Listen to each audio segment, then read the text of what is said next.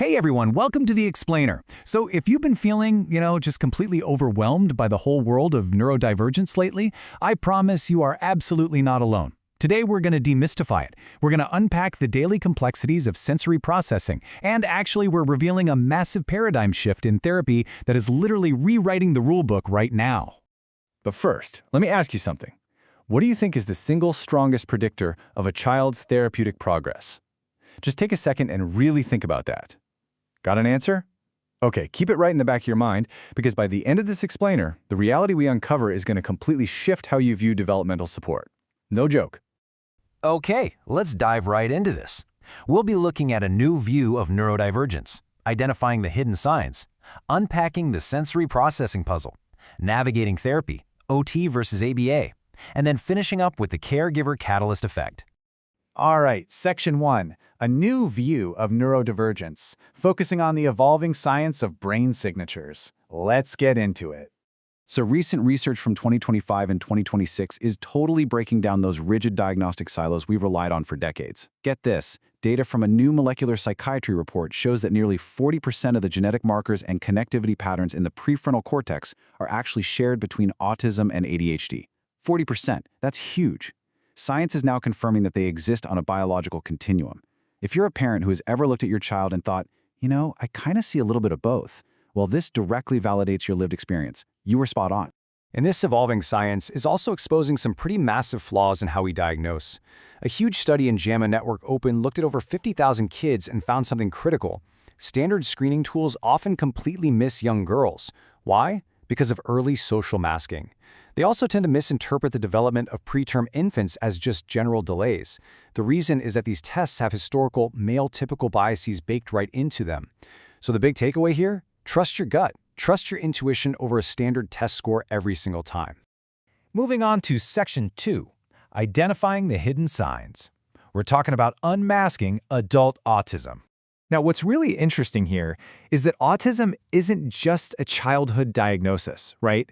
We actually miss the signs in adults all the time because we over-rely on these incredibly outdated stereotypes.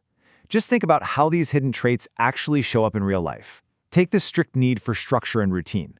Whether an adult seems rigidly, perfectly organized, or, on the flip side, just absolutely chaotic, they're actually two sides of the same executive functioning coin. Without a script or routine, an infinitely chaotic brain just struggles to prioritize. You'll also see what we call spiky skill sets. That's basically a polite way of saying you might be a literal genius at complex coding, but then totally defeated by scanning a QR code menu at a restaurant. And ultimately, all of this culminates in just constantly feeling like the odd one out. Okay, Section 3, the sensory processing puzzle, or how the brain organizes signals. So, sensory processing disorder, or SPD, happens when the central nervous system gets sensory signals but just fails to organize them into an appropriate response. There are four main types to know about. First is sensory modulation, which is struggling to regulate intensity, like literally hating the texture of a toothbrush. Then there's sensory discrimination. That's having a hard time judging force, like accidentally breaking things or struggling to pick out your keys against a cluttered wall. Postural ocular involves challenges with balance and visual tracking. And finally, dyspraxia, which is when you struggle to plan and execute tasks in a sequence. Seeing these all laid out really validates just how completely overwhelming basic everyday things can become. And this brilliantly illustrates the reality of SPD. Let's map out how a child's sensory overload silently, just quietly accumulates throughout a normal school day. It starts at 8 a.m. with that jarring, ringing school bell. Bam! By noon, they're hit with the super intense smells of the dining hall. At 1 p.m., it's the unpredictable hustle and bustle of the playground. And by 3:30 p.m., the mere texture of their uniform is causing a total system overload. It just stacks up. Plus, this points out a really vital reality. Sensitivity fluctuates. It's not static. It changes based on past experiences, the environment, and, crucially, internal anxiety. I mean, think about walking into a really high-pressure job interview. When you're already incredibly anxious on the inside, suddenly the tag on your shirt feels unbearably scratchy, right? Well, that is exactly how an anxious child experiences the world, just dialed up to 11. That brings us to Section 4, navigating therapy, OT versus ABA, and finding the sweet spot. Now, We know caregivers face an absolute mountain of acronyms when trying to find support. It can honestly feel like trying to solve a Rubik's Cube in the dark. So let's clearly break down the two main therapeutic approaches. First, occupational therapy, or OT. This is a bottom-up approach. It focuses on internal regulation, constantly asking why a behavior is happening, and it often uses these great holistic play-based sensory gyms. The downside? Progress can be kind of vague and definitely harder to track with hard data. On the flip side, we have applied behavior analysis, or ABA. This is a top-down approach focused squarely on visible behavior. It is highly structured, very routine-oriented, and super data-driven. But it can be rigid and sometimes ask for a massive 20 to 40 hours a week commitment.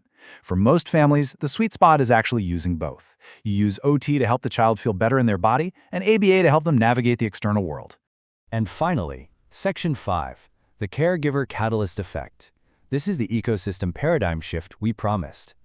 Think back to that massive 40-hour-a-week therapy commitment we just talked about. That is an incredibly heavy burden on a family's schedule, not to mention their stress levels. But pediatric research has uncovered a massive plot twist here. I really want you to listen to this quote from a recent study in Frontiers in Psychiatry. The single strongest predictor of a child's social communication progress was not the number of therapy hours, but the emotional regulation and psychological well-being of the primary caregiver. Wow.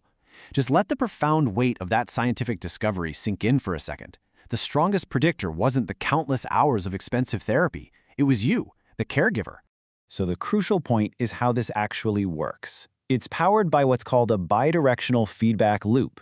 It's a proven biological mechanism where a caregiver's calm, supported emotional state literally and directly reduces the child's physiological stress markers. By regulating your own nervous system, you are biologically helping to regulate and rewire your child's nervous system. It's all connected. And this brings us to our most empowering takeaway, absolutely the most important thing to remember today. Caregiver self-care is not a luxury, it is a clinical necessity, and it's a biological catalyst for your child's success. By taking care of your own mental health, you're not being selfish, you're not shirking your duties. You are actively performing the most effective, evidence-based intervention possible for your child. Your well-being is literally the foundation of their progress. Which leads us to our final thought. Knowing that your well-being is the absolute key to your child's progress, what is one step you can take today to support your own ecosystem? Really think about that. Take a deep breath, validate the incredibly hard work you are already doing, and remember, investing in yourself is scientifically investing in them. Thank you so much for joining me on this explainer. I really hope it gave you some much-needed clarity, and I'll catch you next time.